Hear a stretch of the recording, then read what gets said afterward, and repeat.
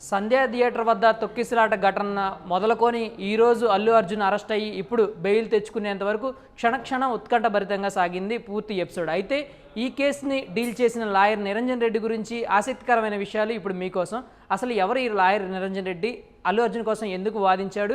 జగన్ కేసుల్లో ఇతను ఎంత కీలకంగా ఉన్నాడు? జగన్తో పాటు అల్లు అర్జున్ ఫ్యామిలీకి ఇతను ఎందుకు కీలకంగా మారాడనే విషయాలు ఇప్పుడు మనం చర్చించుకుందాం. లాయర్ నిరంజన్ రెడ్డి బేసికల్గా జగన్ అక్రమాస్తుల కేసులో గతంలో ఆయన ముఖ్యమంత్రి కాకముందు ఉన్నప్పటి నుంచి జగన్ కేసులన్నీ ఆయన చూసుకుంటూ వచ్చారు. అయితే జగన్ ముఖ్యమంత్రి అయిన తర్వాత నాంపల్లి కోర్టుకి ప్రతి శుక్రవారం అటెండ్ అవ్వాల్సిన విషయాన్ని కూడా ఈయన వాదించడం జరిగింది.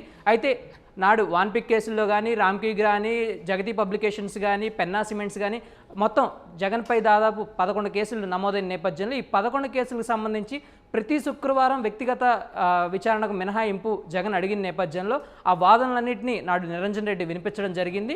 అయితే అదే లాస్ట్ వాదన నిరంజన్ రెడ్డి వాదనలతో ఏకీభవించిన న్యాయస్థానం జగన్కి ఆ రోజు బెయిల్ ఇవ్వడం అయితే జరిగింది. అదే బెయిల్ ఇప్పటికీ కొనసాగుతున్న తరుణం మనం అందరం చూస్తున్నాం. సో అంత కీలకంగా జగన్ కేసులను వ్యవహరించిన వ్యక్తి ఈరోజు అల్లు అర్జున్ కేసులను కూడా డీల్ చేశారు. ప్రభుత్వం తరపున న్యాయవాది అల్లు అర్జున్ని జైలుకు పంపించాలని తన వాదన గట్టిగా వినిపించిన తరుణంలో కీలకమైన విషయాల్ని నిరంజన్ రెడ్డి కోర్టు ముందుకు తీసుకురావడం జరిగింది. గతంలో జరిగిన కొన్ని విషయాలతో పాటు అర్నవ్ గోస్వామి కేసు, గుజరాత్లో జరిగిన ఇన్సిడెంట్స్ కేసు అన్నింటినీ ఈరోజు ఆయన మెన్షన్ చేశారు. ఈ మెన్షన్తో ఏకీభవించిన జడ్జి అల్లు అర్జున్కి షరతులతో కూడిన మధ్యంతర బెయిల్ని అయితే మంజూరు చేసింది.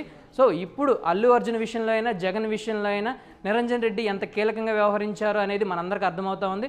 నిరంజన్ రెడ్డిలో ఉన్న ఆ క్యాపబిలిటీని గుర్తించిన జగన్ ఆయన్ని రాజ్యసభకు పంపడం కూడా జరిగింది. ఒకవైపు రాజ్యసభ మెంబర్గా ఉంటూనే ఇంకో పక్క కేసులన్నింటినీ వాదించుకుంటూ తనని నమ్ముకున్న వారికి నిజంగా న్యాయం చేస్తున్నారని చెప్పుకోవాలి.